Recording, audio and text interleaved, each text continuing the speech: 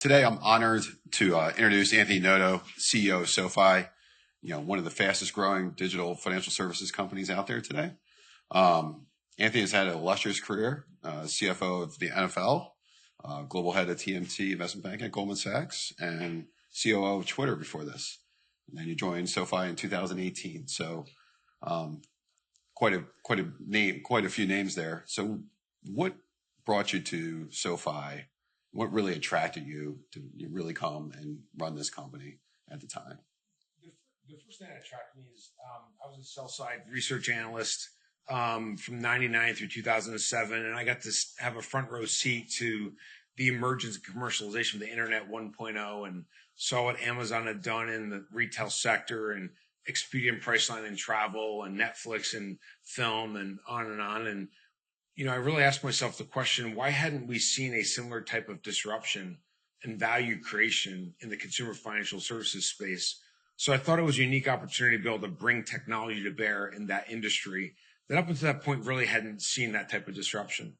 And then secondarily, I thought there's a real opportunity to help a segment of the population that was left behind. People that had worked incredibly hard to be successful academically, worked incredibly hard to be successful professionally. They're making $100,000 plus a year, and they're struggling to live the American dream. And so our mission at SoFi is to help people achieve financial independence to realize their ambition, which means they get to the point that they have enough money to have the home they want, the size family they want, the career they want, live where they want, retire when they want. And it's really hard in the United States today to make that amount of money and do all those things. And one piece of the puzzle that's missing is a relationship bank, a bank that could be there for all the major financial decisions in your life and all the days in between. You need to be there when we need to be there for our members when they're making the decision on paying for college. So they don't overpay for college and take out too much debt. And then in their 20s, so that they budget so they can invest in their 20s and get the benefit of decades of compounding returns on those investments. And when they start to think about a family and how big that family is and what they can afford and the size house they could have. And those are all big economic decisions. They're all big emotional decisions. And we're building a relationship company that can help people get to that point that they realize their ambitions. And we have to be in all of these products to get there. We can't just choose the products that we make money on and that we have a high ROE on. We have to choose the products that they need so that we're there for all those major decisions. So that's why for us, we want to help people get their money right. And that means we have to help them borrow better, save better, spend better, invest better, and protect better. And those are the activities we're helping them do. And I'm proud to say 5.5 years in, we're the only place you can do all those things on a digital mobile app and do it largely for free. Yeah, it's obviously generated quite a bit of growth as well along with it. That growth was over 40% in the first quarter. Do you think that's something that you can sustain for a longer period of time? And what are some of the reasons behind that you see, just given what you've built already in SoFi? Sure. We remain very confident in our outlook and our guidance that we gave after Q1. As you mentioned, our Q1 results were our 8th consecutive quarter of record revenue, up about 43%. It was our 3rd consecutive quarter of positive EBITDA. 48% of the incremental revenue year over year dropped to the bottom line, driving EBITDA margins to 16%. We're generating a significant amount of returns at the bank. It's GAAP profitable, about $74 million of GAAP profitability with a 20% ROE. And we're able to really grow deposits in a high quality way, up $2.7 billion. So a lot of great things came out of the quarter that reinforce our outlook for the year and our view that we'll be GAAP profitable by the 4th quarter. So incredibly confident in that and the direction that we're going with some tailwinds behind us now that we really look forward to going into 2024. As it relates to our longer term growth, we're comfortable that we believe we can compound growth at about 25 to 35% over the next several years. There's a number of different reasons for that, and I'll try to break them down. Our lending business grew in the low 30% in the quarter, and we're growing that rate, quite frankly, with one hand tied behind our back. Our personal loan business is gaining market share. It's a great product. It's a product that's really differentiated in the marketplace. We have really high credit profile there. The average FICO score is around 750. The loan size around $30,000, and it's delivering a great yield for us, especially now that we're funding with deposits. Our home loan business has been one that we've really been in transition. I couldn't be happier to announce that we've integrated Wyndham Capital, the technology stack, and we now own end-to-end capabilities. We're seeing great improvement in our NPS scores. I just got a note from Chad Borton, who runs our lending business, that our post NPS score since we've integrated the acquisition is up to 80, which is remarkable. So we're ready to step on the gas in home loans for the first time in a couple of years. The rate market's not where we need it to be right now to see that acceleration, but we'll have a great tailwind from the home loan business. And then student loans, it's been a long 3 years. It's been a winner for 3 years to have your largest and most profitable business at 25% of its capability. And so we'll see a great tailwind from that.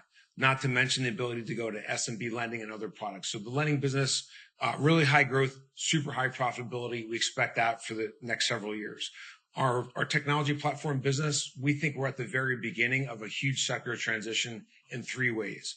We'll continue to see more B2B partners.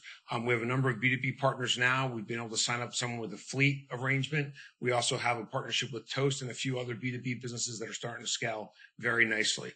We also have, for the first time, very deep and long duration conversations with big financial institutions. And the combination of both Galileo and Technisys, having a modern core, a multi-product core that's low code and no code in the cloud, plus a modern issuing platform is incredibly valuable. In addition to that, we've rolled out Connecta, which is a chat bot.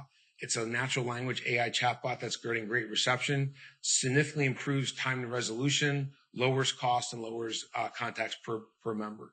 We also rolled out a product called PRP, which is Payment Risk Platform. It's leveraging the 5 billion transactions that happen on our platform annually to help make quick authorization decisions and prevent fraud. And so we have a number of great partners in the pipeline. We have a number of great products that will add on top of the strong financial progress we've made there already. We've talked about that business accelerating in the back half of the year, but it's also going to see great margin expansion, which will contribute to the growth. Then the last segment is probably the least appreciated segment and the least talked about, and that's financial services. And that's a significantly big contributor to our overall growth. In Q1, about 52% of our growth came from lending, and the remaining 48% came from non-lending. The financial services segment being the fastest component of that. That's SoFi Money, which is checking and savings, SoFi Credit Card, SoFi Invest, which consists of the brokerage with single stocks, cryptocurrency, robo accounts, and ETFs, and then our insurance product, and then Relay, and last but not least, a product that is an alternative brand, Lantern, that helps with price comparison within financial services products. That business did about $81 million, up from about $20 million a year earlier, with significant improvement in profitability. That business is going to continue to compound quite significantly. And there's a number of product launches in each one of those businesses that is yet to come. Within checking and savings, you could see us being in the SMB business. You could see us entering the custodial business. There's other products that will add to brokerage. And in credit card, we have 1 product. We'd love to have a portfolio of 4 products. So lots of opportunity in growing all those businesses and having to talk about geographic expansion. So I'd like to go back on the financial service and the tech segment and some of the key things you went there. But before we go there, really want to touch on something that's core to SoFi, your student lending business. That was the roots of SoFi go back to student lending. We had a big announcement from the debt ceiling deal where the payments are going to be turned back on with the deal that was announced August 30th, I believe the date is. So could you just give us an idea of like how that impacts your business and how big could the student lending refi market be for SoFi in particular? Yeah, we think the need to help members with student loans and their student loan burden is greater than it's ever been. We've been supportive of forgiveness. We're supportive of the moratorium for the first 2 years. And then in the last year, we thought it was a little exorbitant. So the reality is we had a great outcome, I think, for the country, bipartisan agreement to extend the debt limit and to make sure that we had fiscal responsibility at the Department of Education. And I applaud our representatives for that decision. In front of us, we think there's about a $200 billion addressable market for the credit box that we serve that would be in the money. And that's a sizable opportunity. We think there will be 2 underlying value props for people. Some people will choose to refinance at a lower rate, and some people will choose to refinance at a longer term. Our average loan size historically has been $70,000. If you assume a 6% interest rate on that $70,000 from a financing perspective in a 10-year term, the monthly payment would be $775. We believe people will be able to refinance that at a lower rate. There's about $200 billion that are in that high 6s, high 7% range that was issued going all the way back to 2009 time period. And so there will be people that can refinance at a lower rate. But assume for a second they don't refinance at a lower rate. They just extend the term from 10 years to 20, which people will do. And we're seeing a high propensity of that already happening before the federal student loan moratorium ending. So if someone goes from a 10-year term on $70,000 at a 6% rate to 20 years, they'll lower that monthly payment to $500. They'll have an excess $275 that they could choose to spend on other things or pay down other debts. Most importantly, they can prepay. They could still pay at that rate with no penalty. And when rates go down, which everyone's predicting they will, they could refinance as many times as they want without friction. We charge no fees on student loan refinancing. There's no closing costs. And our typical time to fund is about 7 days. So we do think there will be a fair number of people that extend the term to get that lower monthly payment, and they could choose to still pay the same total amount. So I think we have a very unique value proposition, both in lowering the cost for those with high rates and lowering the monthly payment for those that may choose to extend the term. They could even extend the term and take a higher rate. So that same example I gave, if they went from a 6% rate at 10 years to a 7% rate at 20 years, their payment would be $540, still lower than that $775. So we think there's a lot of pent-up demand from the last 3 years. There's also a lot more awareness that you can refinance student loans. Many people don't realize that you can do that privately with SoFi, not just have to deal with the burden that you have with the federal government. In addition to that, there's a lot fewer competitors. Yeah, I mean, you guys have been one of the most prolific in marketing the SoFi Stadium. I mean, do you anticipate something where you could really push to grow that refi demand, particularly in the third quarter and fourth quarter, as student loan? The student loan is going to be a big issue for a lot of our customers. Our outlook for the year contemplated the plan that was announced as part of the debt ceiling bill, so that's in line with our expectations. In terms of the need to market it and the returns, we make a very good profit margin on student loans the day that we fund those. So the marketing self-funds the loan itself. We'll get a variable profit day one. That includes the marketing costs and the operating costs and our assumption on life of loan losses and our funding costs. So it'll be self-funded. Okay. And then obviously student loans are going to have a credit impact as well as these payments start to impact. Your loss rates on personal loans have been relatively low compared to your expectations. I mean, do you anticipate that there will be an increase in defaults on other products just because of the student loans, or do you feel like that's handled with the underwriting you've already put in place? It shouldn't have an impact on our personal loan performance, because when we underwrite a personal loan, we're forecasting that applicants and that future members' ability to pay based on their cash flow. And we're asking them for a bunch of data that allows us to determine what their cash flow is. In addition to that, we do a credit pull. So we see all their liabilities. And if they had an existing student loan, even if they weren't paying it, it would have shown up on the liability side. And that would have been assumed as a necessary payment within that cash flow. So it should have no impact. The student loan was part of that overall decision criteria in the personal loan, as well as all the other debt at that moment of financing. So it should have no direct impact, everything else being equal. Okay. One of the more controversial topics that we've seen out there is holding loans on balance sheet versus selling them. Obviously, the markets have been very volatile, something that you've been able to handle because your deposit base is now over $10 billion. Could you just touch on just quickly why it makes sense to hold versus sell, and just help us understand why you made that decision, particularly over the last couple of quarters? Sure.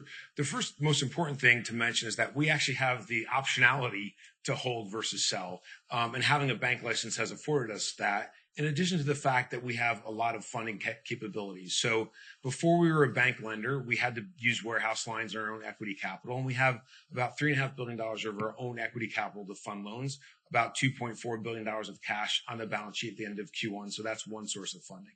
We also have $8 billion of warehouse lines. And as of the end of Q1, we'd used $3 billion of that. So an incremental $5 billion. And then, as you mentioned, we've been really fortunate in the last year to be able to drive substantial deposit growth and really high quality deposits. So we added $2.7 billion of deposits in Q1. We said we expected to continue to add about $2 billion per quarter. So we ended the quarter at about $10 billion. It's important to note 90% of those deposits are from direct deposit customers, people that are using us as their primary relationship, and 97% is insured. So we have a substantial amount of funding capability that actually allows us to hold loans longer to maximize ROE. If we didn't have that capability, we would have to sell more frequently. But the way we look at it is we want to look at the balance sheet and understand our funding capacity, our liquidity, and the risk we're willing to take. And then it comes down to what's the best way to maximize ROE. Right now, we believe we can get better than a 6% return on assets on our personal loans, and they're marked at about a 4% return on assets. So we're keeping them because we can get a better return, and that will maximize ROE. And we have the flexibility to keep them given the funding that we have, the liquidity we have. And the one thing I'd also add to the equation is we have about an 18% leverage ratio at the bank holding company. That's total equity to total assets. And that can come down to about 10.5%. So we have a lot of flexibility. So it's a combination of those three things and being able to maximize the ROE in that decision. And that's what will drive our decision. An actual holding period isn't what will drive it. It will come down to those factors: our funding capacity, our liquidity, our capital ratios, and what return we'll get from holding versus selling. Yeah, so that 18% to 10.5 really gives you that buffer to continue to have that flexibility going on. That's correct. Yeah. Just in the interest of time, I want to move on to maybe touch on some of the financial services segment, and some of the comments that you made earlier, particularly around the growth and tremendous growth and the path to profitability, particularly in that segment. What is really the underlying driver of that growth, and do you feel like that's sustainable, just given the momentum that you've had over the last couple of quarters in particular? Yeah, I'm really proud of the financial services segment. These are businesses that were born sort of since 2018. There are companies out there that exist in each category. So SoFi Invest, the only place that you can buy single stocks, fractional shares, which we pioneered. We created ETFs, we created robo accounts, we offer cryptocurrency, and we're in the IPO market as well. We've done IPOs like the Rivian IPO. So that competes with single companies out there in the brokerage or investing space. SoFi Money is a checking and savings account, SoFi Credit Card, SoFi Protect, et cetera. SoFi Money has really been the tip of the sword. Getting the bank license allows us to offer an incredibly compelling 4.2% interest if you do your direct deposit with us on savings. There's no restrictions on spending.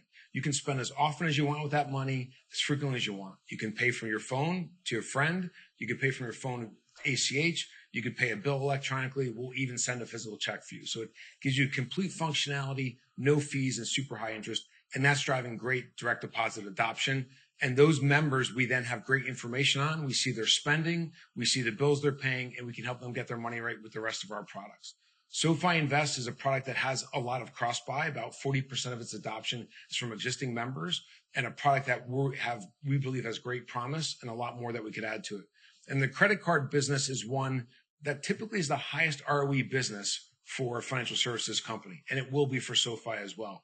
And we've slowly moved into that business to get up the education curve on the right channels to acquire customers in, the right credits to underwrite, and we're really ready to step on the gas in that business because the overall financial services segment has actually gotten to the point of scale where it's covering all of its acquisition costs. If you look at the product growth in the financial services segment, it's over 50%. Every one of those new products comes at a negative deficit of acquisition cost. But we've actually reached the point where the business is generating enough revenue and variable profit, it's covering all that acquisition cost. And so that will help us get to GAAP profitability at the end of the year. But it also allows us to step harder on the gas in these other businesses that have that negative acquisition cost that takes 12 to 18 months to pay off. It creates this feedback loop where you can keep reinvesting and growing. That's great. And then you said on the Q1 earnings call, the growth in deposits in particular has been really strong. You had over $10 billion as of the first quarter. Has that strength continued through the second quarter? You anticipate that through the rest of the year as well? The strength has continued. We continue to believe we can add $2 billion a quarter in high quality deposits the way we have in the past. And, the market, it's very differentiated product, and there is increasing competition in the market. I only bring that up because we're executing in the way that we have since we got the bank in a very nimble way to stay in front of the competition. And I think the team is doing a great job beating everyone else. It's also a way of me saying when rates start to go down, you're going to really see our differentiation because we can use deposits to fund our loans as opposed to using those deposits to buy someone else's assets. We have a unique competitive advantage. The competitive advantage is that we can look at the combination of our loans and our direct deposits and the rate that we give to maximize ROE, but also put a lot more into the APY and maybe take a little bit less profit on our loans to be able to do that.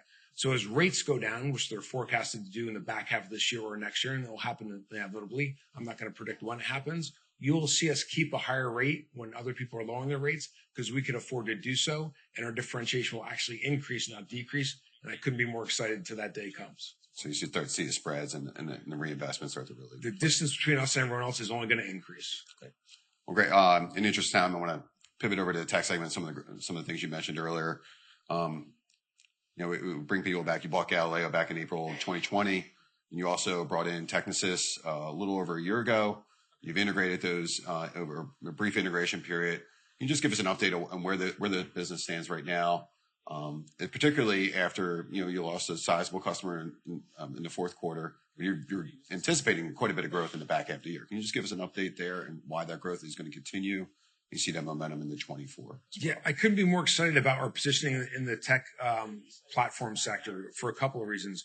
One, it feels like 1999, where all the big financial institutions have to change their technology. And I saw that happen with retailers. I saw that happen with media companies. We saw that happen with travel companies. And it really hasn't happened in the financial services segment because there hasn't been competition. There hasn't been a catalyst that caused the big banks to have to change. But the reality is their technologies, their core technologies, are built on mainframes with old archaic languages like COBOL. So they can't manage their assets and liabilities in real time. We just saw the downfall of that happening. I know where my deposits are by the second. I can open up my laptop, look at Datadog, know where deposits are in that moment, see where they're coming from, where they're going to, and manage my assets and liabilities in real time. There's a real need for big banks to do that. But it's also a need because they're at end of life for these technologies. They can't continue to innovate. They can't acquire customers digitally the way that we can. And so those technologies are needed now more than ever. The combination of Galileo and Technisys puts us at the center of those conversations. If we didn't have Technisys, we wouldn't have a multi-product core that's low code, that's modern, and the next generation of technologies. We don't even see the old generation technologies competing with us. It's really us and two others that have a new modern core. And so it puts us in great conversation with big institutions. It's also helping us open up doors to new product areas like risk and fraud that we historically haven't been in with those two businesses. And that's also allowing us to leverage the data of the more than 125 million accounts that we have at Galileo to do things like payment risk management platform, which we could offer to anyone regardless if they use Galileo or Technisys.